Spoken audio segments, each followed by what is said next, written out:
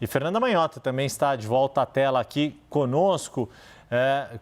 Agora sim, Fernanda Manhota, queria te ouvir um pouco, né? Nós sabemos dessa tática de pressão dos Estados Unidos sobre a Venezuela, mas qual é o limite dessa pressão, até onde podem chegar e diante desse contexto de que, a despeito de tudo, os petroleiros seguem navegando ali pela costa venezuelana? Pois é, Yuri, a resposta curta é: isso vai chegar até onde os aliados venezuelanos permitirem, né? Sobretudo os chineses. Isso porque, Yuri, a gente precisa esclarecer, nem todo mundo que está nos acompanhando sabe, mas quando a gente fala em petróleo sancionado, basicamente existe aí um debate, né? Por quê?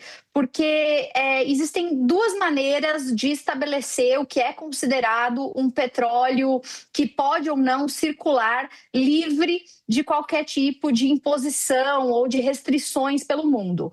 Uma forma de se impor limitações é pela via multilateral, ou seja, algum tipo de mecanismo, estilo o Conselho de Segurança da ONU, por exemplo, usando a Carta da ONU como base legal, define que um país, ele então será sancionado em um determinado setor, como é o caso do petróleo, e, portanto, ninguém mais que faça parte dessa organização, no caso da ONU, quase 200 países, pode manter comunicação ou fazer comércio com aquele petróleo sancionado, né? É o que já aconteceu com a Coreia do Norte, com o Irã em alguns momentos.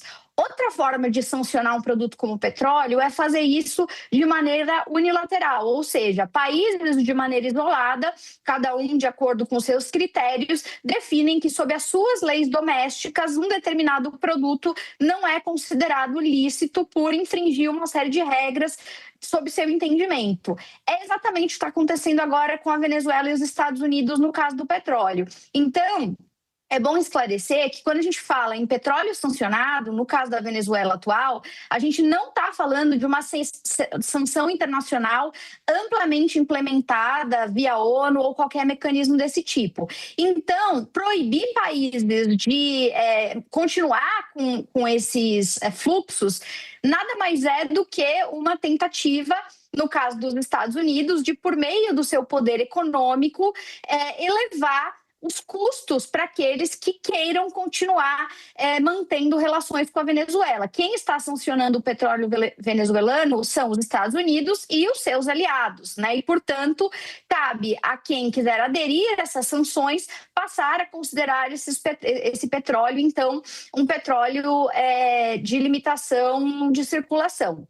Agora, por que eu estou dizendo isso? Estou dizendo isso porque hoje quem garante a sobrevida econômica da Venezuela, não só pelo petróleo, mas também via financiamento, é basicamente a China. A China estabeleceu, desde os anos 2000, Yuri, uma série de concessões à Venezuela, fazendo poucas demandas em contrapartida. Não estabeleceu, por exemplo, necessidade de reformas políticas, fiscais, enfim, foi basicamente uma abertura de capital que os chineses injetaram na Venezuela, e desde então o mecanismo de garantia que os chineses utilizam por lá é o que eles costumam chamar de oil for loan, né? Então significa basicamente empréstimo em troca de petróleo. Então boa parte desse petróleo que continua circulando da Venezuela para o mundo está direcionado ao mercado chinês. Os chineses fazem isso não só porque querem garantir sobrevida geopolítica na região, eles estão interessados em manter presença na América Latina, mas também porque aos chineses interessa segurança energética. Então, o resumo dessa ópera é que, primeiro, a gente tem que lembrar que esse petróleo sancionado, ele é sancionado dentro de um escopo muito limitado, porque ele não é multilateral, ele é definido unilateralmente pelos Estados Unidos e por seus aliados. Então, nem todo mundo é obrigado a cumprir com essa determinação. E segundo, além de não ser obrigado a cumprir, nós temos um grande player internacional, poderoso economicamente, que é a China, que mantém um cordão umbilical com o regime Maduro em nome dessa segurança energética e não só comprando esse petróleo, né, recebendo esse petróleo, mas financiando com recursos a Venezuela. Isso é, hoje, o ponto central dessa dinâmica regional. Não só por isso é que muito se fala que não é apenas uma questão de estrangular o regime Maduro e combater o que o regime Maduro representa na região, mas que essa ação dos Estados Unidos na Venezuela